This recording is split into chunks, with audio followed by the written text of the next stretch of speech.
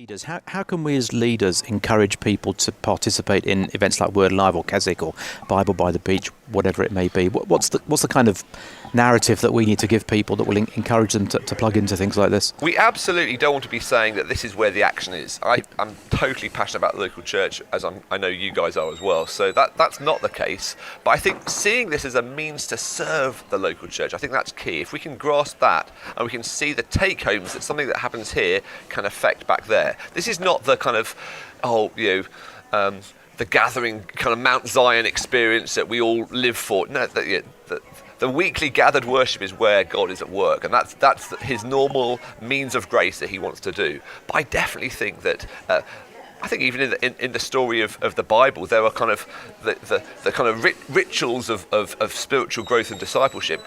Coming away together with large numbers of people can be so good for you. So I would just encourage you as a church leader to put this in your diary, either Word Alive or Keswick, or there are other ones that Aberystwyth Conference or Bible by the Beach. You name it. And honestly, I don't really mind. I enjoy going to all of those different kinds of ones, different slight flavours. But put it in the diary early on. Find some champions within the church who might come and really you wave the banner, and if you've never been, just come one year, and maybe if you grabbed another church family to come along as well, and just watch what happens, because I think that it would snowball.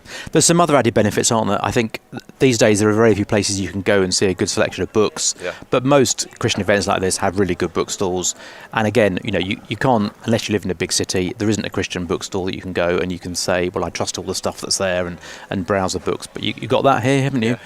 Which is great. Missionary stands. I think we're actually in an exhibition stand here and surrounded by exhibition stands. Again, there's an exposure there, isn't there, to a wider Christian world that you wouldn't necessarily get. So I don't know what it is at Highfields, but at Christchurch in Harbour we support 3.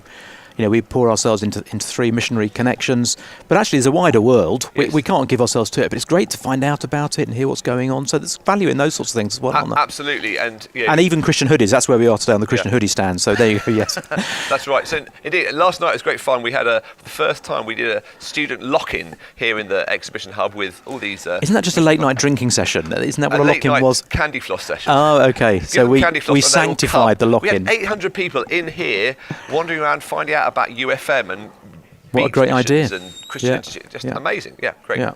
And actually, if you're listening or watching and you're connected to an organisation like UFM or you have some sort of missionary work, actually being at one of these kinds of events is really valuable. I think that's right. And just kind of the kind of cross-fertilisation conversations that can happen, mingling around, just chatting, seeing what God is doing. It thrills me just wandering around and seeing, I'd forgotten that was an important work. And we're all in that kind of strange post-pandemic rebuild stage. So chatting to some ministries here who are looking for team members still, and we've all had a kind of a 2-year reset. Certainly Word Alive has been a bit like the first Word Alive ever, actually, because so many of the team are new, but coming away, seeing what's out there, and God is still at work, wonderfully so, but we sometimes need to kind of listen in and see what he's doing.